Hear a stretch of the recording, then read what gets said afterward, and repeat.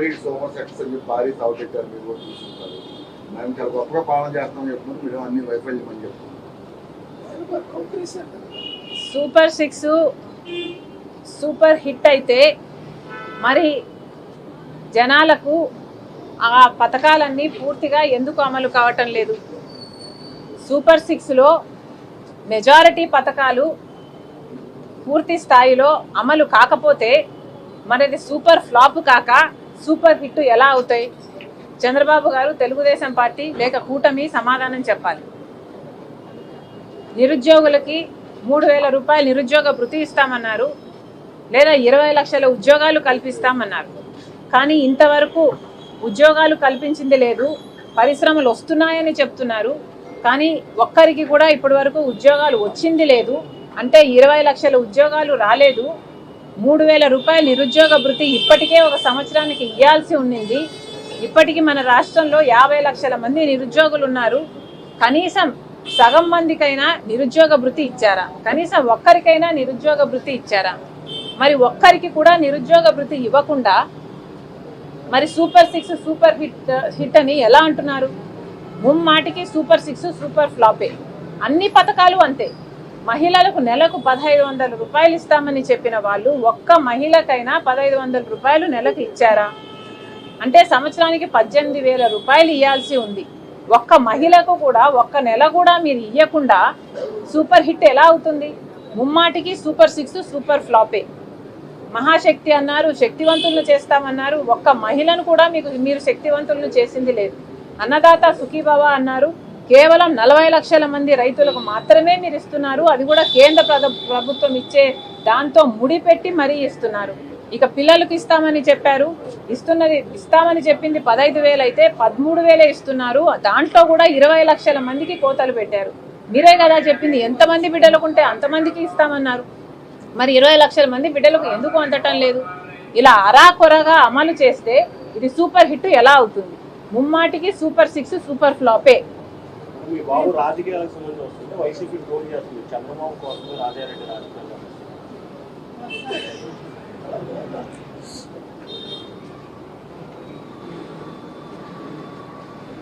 అసలు నా కొడుకు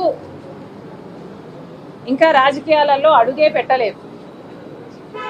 పెట్టక ముందే వైసీపీ ఇంతలా రియాక్ట్ అవుతుంది అంటే ఇది భయమా, బెదురా? వాళ్ళకే తెలియాలి. కానీ రాజారెడ్డి అని నా కొడుకుకి నామకరణం చేసింది స్వయాన రాజశేఖర్ రెడ్డి గారు. వైసీపీ సైతాన్ సైన్యం ఎంత అరిచి గీ పెట్టినా నా కొడుకు పేరు వైఎస్ రాజారెడ్డే. ఎన్ని కుక్కలు మొరిగినా దీన్ని మార్చలేవు. నా కొడుకు పేరు రాజారెడ్డే, నా కొడుకు రాజశేఖర్ రెడ్డి వారసుడే. ఇప్పుడు వీళ్ళు చెప్తున్నది చంద్రబాబు గారు చెప్తే మార్ఫింగ్ చేశారు ఒక వీడియోని. నేను కూడా చూశాను, ఆ టీం కూడా పెట్టింది. మార్ఫ్ చేసిన వీడియోలో చంద్రబాబు గారు చెప్తే నా కొడుకు రాజకీయాలలో వస్తాడు అని నేను చెప్పినట్టు కష్టపడి మార్ఫింగ్ చేశారు. చూస్తే నాకు చాలా నవ్వు వచ్చింది. ఇంత కష్టం మీకు అవసరమా అనిపించింది.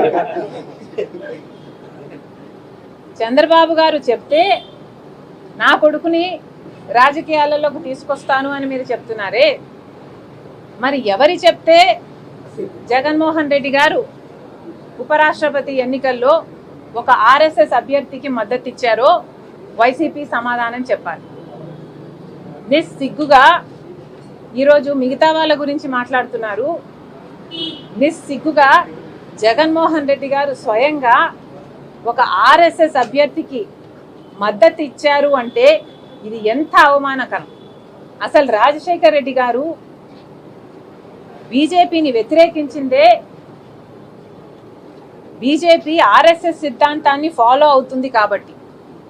అలాంటి ఆర్ఎస్ఎస్ అభ్యర్థికి జగన్మోహన్ రెడ్డి గారు వైసీపీ మద్దతు ఇచ్చారు అంటే ఈరోజు రాజశేఖర రెడ్డి గారు గనుక బ్రతికే ఉండుంటే జగన్మోహన్ రెడ్డి గారిని చూసి అవమానంతో సిగ్గుతో తల దించుకునేవాడు రాజశేఖర రెడ్డి గారు.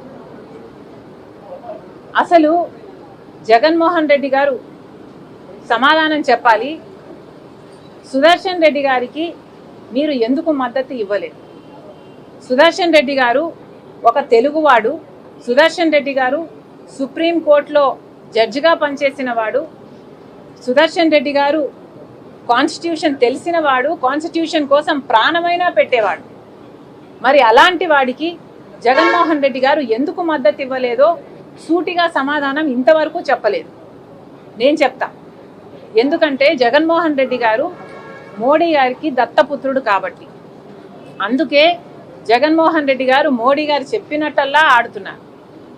రిలయన్స్ వాళ్ళు రాజశేఖర రెడ్డి గారి మరణం వెనక రిలయన్స్ వాళ్ళ హస్తం ఉంది అని చెప్పిన జగన్మోహన్ రెడ్డి గారు అదే రిలయన్స్ వాళ్ళకు రాజ్యసభ సీటు ఇచ్చాడు అంటే మోడీ కోసమే ఇచ్చాడు. గంగవరం పోర్టు అదానికి కట్టబెట్టాడు అంటే మోడీ కోసమే కట్టబెట్టాడు. 5 ఏళ్ళు అధికారంలో ఉండి ప్రతి బిల్లుకు బీజేపీకి మోడీ గారికి మద్దతు ఇచ్చారంటే దానికి కారణం జగన్మోహన్ రెడ్డి గారు మోదీ దత్తపుత్రుడు కాబట్టి. మరి ఇలాంటప్పుడు జగన్మోహన్ రెడ్డి గారు ఏ ముఖం పెట్టుకొని ఈరోజు ప్రజలకు సమాధానం చెప్తారో సమాధానం చెప్పండి. అసలు ఒకవైపు కూటమి సర్కారు బహిరంగంగానే పొత్తు పెట్టుకుంది బీజేపీ పార్టీతో. కానీ జగన్మోహన్ రెడ్డి గారు బహిరంగంగా పొత్తు పెట్టుకోలేదు, రహస్యంగా అక్రమ పొత్తు పెట్టుకున్నారు. బీజేపీ తొత్తుగా, బీజేపీ తోక పార్టీగా పనిచేస్తున్నారు. ఎంత సిగ్గుచేటు అని అడుగుతున్నాం. ఒక ఆర్ఎస్ఎస్ అభ్యర్థికి రాజశేఖర్ రెడ్డి గారి కొడుకు మద్దతు ఇచ్చాడు అంటే ఇది సిగ్గుమాలిన పని కాదా అని అడుగుతున్నాం. అసలు రాజశేఖర్ రెడ్డి గారి కొడుకుగా వైసీపీకి జగన్మోహన్ రెడ్డి గారికి ఐడియాలజీ అంటూ ఇంకా ఏమైనా మిగులుందా? సమాధానం చెప్పండి. లేక బీజేపీ ఐడియాలజీనే వైసీపీ ఐడియాలజీనా? ఆర్ఎస్ఎస్ ఐడియాలజీనే వైసీపీ ఐడియాలజీనా? మోడీ గారే మీకు పరమ తండ్రా? ఎందుకు ఇలా వ్యవహరిస్తున్నారు? జగన్మోహన్ రెడ్డి గారు సమాధానం చెప్పాలి. అసలు కూటమి మద్దతు ఇచ్చింది అంటేనే విచిత్రం. ఎందుకంటే తెలుగుదేశం పార్టీ అని పెట్టి పేరు పెట్టుకున్న వాళ్ళు తెలుగువాడు నిలబడితే దాన్ని బేఖాతురు చేశారు. అలాంటిది వైసీపీ రాజశేఖర్ రెడ్డి గారు అంతగా వ్యతిరేకించిన బీజేపీని, ఆర్ఎస్ఎస్ని అలాంటి వాడికి మద్దతు ఇచ్చారు అంటే ఇక మీకు ఐడియాలజీ ఎక్కడ మిగిలింది? మీ పార్టీకి ఒక అజెండా, ఒక జెండా అంటూ ఎక్కడ మిగిలింది? జగన్మోహన్ రెడ్డి గారు సమాధానం చెప్పాలి.